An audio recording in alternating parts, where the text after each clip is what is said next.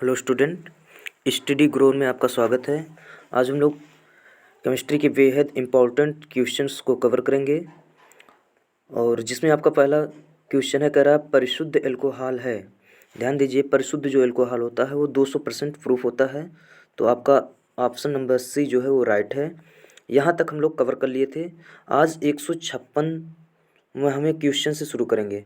कह रहा है मानव शरीर की शक्तियों को हानि ना पहुँचाने वाली एल्कोहल की अधिकतम सांद्रता है। ध्यान दीजिए, यानी हमारे शरीर को कोई इफेक्ट ना पहुँचे तो उसकी जो अधिकतम सांद्रता होनी चाहिए एल्कोहल की वो क्या है।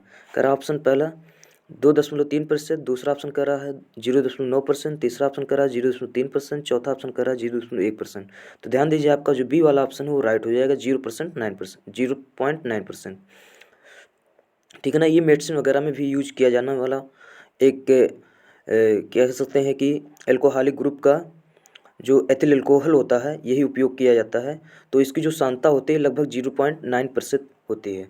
अगला क्वेश्चन कह रहा है तरंग और कण दोनों की प्रकृति दर्शाने वाले कण हैं। बहुत ही अच्छा क्वेश्चन है। कह रहा है तरंग और कण दोनों की ही प्रकृति दर्शाने वाले क्वेश्चन। दी ब्रॉगली समीकरण आप लोगों ने पढ़ा होगा, उसमें जो है हल्का बताया गया है कि जब कोई हल्का कण जैसे इलेक्ट्रॉन और क्या नाम है आपका एंटी इलेक्ट्रॉन आदि जो कण होते हैं, यदि वो गति करते हैं तो वो तरंग और कण दोनों की प्रकृति रखते हैं। और ये जो सिद्धांत था डी ब्रॉगली ने 1923 ईस्वी में प्रस्तुत किया था, जिसके कारण इनको जो है नोबेल पुरस्कार भी दिया गया था। तो आपका जो ऑप्शन नंबर बी है वो राइट हो जाएगा। ठीक है ना। तरंग और कण दोनों की प्रकृति दर्शाने वाले कण जो है इलेक्ट्रॉन है। ठीक। अगला क्वेश्चन हम लोग देखते हैं। कह रहा है शरीर में अरक्तता, यानी अरक्तता का मतलब होता है एनीमिया, निम्नलिखित में किसकी कमी के कारण होता है। तो ध्यान दीजिए, आयोडीन, कैल्शियम, पोटेशियम, लौह। ध्यान दीजिए, आपके शरीर में यदि ब्लड की कमी है तो आयरन की कमी हो जाती है, तब इसकी वजह से जो है एनीमिया डेवलप होता है। तो आयरन जो होता है वो आपका पाए जाने वाला एक फेरस फॉर्म में जो है हीमोग्लोबिन जो प्रोटीन होती है उसके साथ कंबाइंड होता है, या हीमोग्लोबिन प्रोटीन में आयरन जो होता है वो पाया ही जाता है, जो कि केंद्रीय धातु के रूप में कार्य करता है। ठीक। तो आयरन की कमी होने से हमारे शरीर में एनीमिया हो जाती है। एनीमिया के जो लक्षण होते हैं शरीर में एक प्रकार से कह सकते हैं कि कमजोरी आना और वर्क करने पर जो है हल्का सा मतलब महसूस होता है, और तमाम चीज़ें इसके लक्षण होते हैं, और जल्दी थकान होती है। तो इसके जो है लक्षण होते हैं किसके, एनीमिया के। अगला क्वेश्चन हम लोग देखते हैं। कह रहा है रिसरपिन नामक दवा निम्नलिखित के उपचार में काम आती है। तो जो रिसरपिन दवा होती है वो कह रहा है संधिशोध के रूप में, अर्थराइटिस जिसको हम लोग कहते हैं, जोड़ों में जो दर्द होता है। दूसरा कह रहा है पीड़ा निवारण यानी दर्द निवारक के रूप में कार्य करती है। क्या, उच्च रक्तदाब घटना है। ध्यान दीजिए, रिसरपिन जो है ये उच्च रक्तदाब जो है ये जो है आपका कम कर देती है, जिसके कारण ब्लड प्रेशर लो हो जाता है यानी कम हो जाता है, और जो है पेशेंट जो होता है वो नॉर्मल फील करता है। ठीक ना।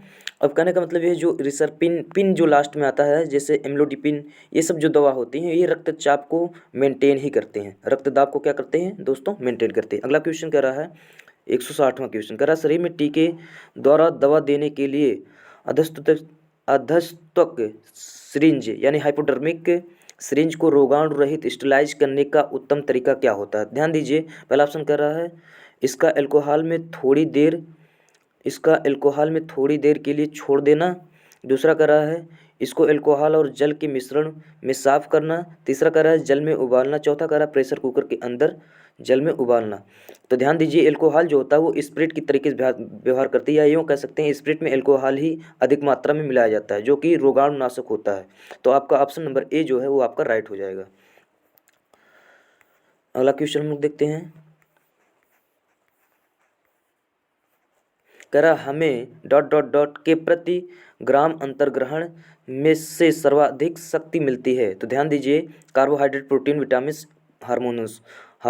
तो ध्यान दीजिए, आपका ऑप्शन नंबर ए सही है। क्यों? क्योंकि जो कार्बोहाइड्रेट होते हैं ये क्विक एनर्जी अर्थात तुरंत एनर्जी देती है हमारे शरीर को, और एनर्जी जो कार्बोहाइड्रेट का जब मेटाबॉलिज्म होता है तो एटीपी के रूप में एनर्जी हमको प्राप्त होती है, और एटीपी जो बनती है वो आपके माइटोकॉन्ड्रिया में बनती है। ठीक है ना। तो आपका जो ऑप्शन नंबर ए है वो आपका राइट हो जाएगा।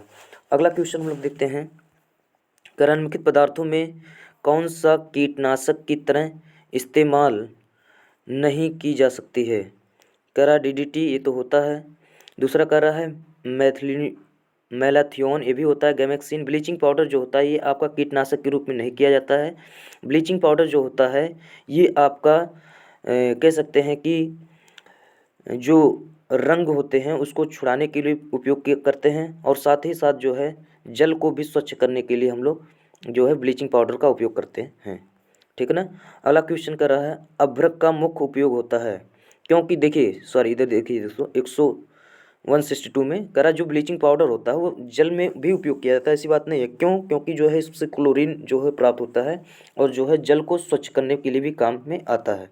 अगला क्वेश्चन कर रहा है 163वां यानी 163, अभ्रक का मुख्य उपयोग होता है इस्पात के कारखाने में, पेट्रोलियम शोधन में, बिजली उद्योग में, कांच और भांडकर्म यानी पोल्ट्री उद्योग में। तो ध्यान दीजिए जो इस्पात होता है वो आपका बिजली उद्योग में उपयोग किया जाता है, क्योंकि ये जो माइका होता है, अभ्रक होता है, ये विद्युत का कुचालक होता है। किसका कुचालक होता है? विद्युत का। इसलिए जो वायर्स होते हैं उसमें इसका उपयोग किया जाता है। बट ये उष्मा का जो अभ्रक होता है ये उष्मा का क्या होता है? सुचालक होता है। अगला क्वेश्चन कर रहा है, ग्रामीण विद्युतीकरण तथा घरेलू खाने पकाने के लिए सबसे उपयुक्त और सस्ता साधन है बायोगैस, परमाणु ऊर्जा, बिजली, पवन चक्की। तो बायोगैस आपका राइट आंसर हो जाएगा, जो कि बायोगैस में सबसे अधिक मात्रा में मीथेन गैस पाई जाती है। कौन सी गैस पाई जाती है दोस्तों? Methane gas. ठीक। अगला क्वेश्चन कर रहा है, प्लास्टिक टेप रिकॉर्डर के टेपों पर लेपित किया जाने वाला पदार्थ है। जिंक ऑक्साइड नहीं होता है, मैग्नीशियम ऑक्साइड ये भी नहीं होता, लौह सल्फेट ये भी नहीं होता है। डी वाला ऑप्शन जो आपका है लौह ऑक्साइड, ये आपका राइट आंसर हो जाएगा। लौह ऑक्साइड का जो सूत्र होता है वो आपका Fe2O3 होता है। ठीक।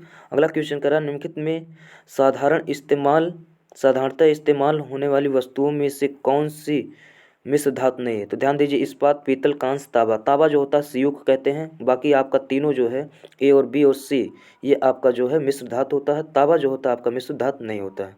अगला क्वेश्चन कर रहा है, जल में वाशिंग सोडा का घोल कहलाता है। जो जल होता है उसमें वाशिंग सोडा का घोल क्या कहलाता है?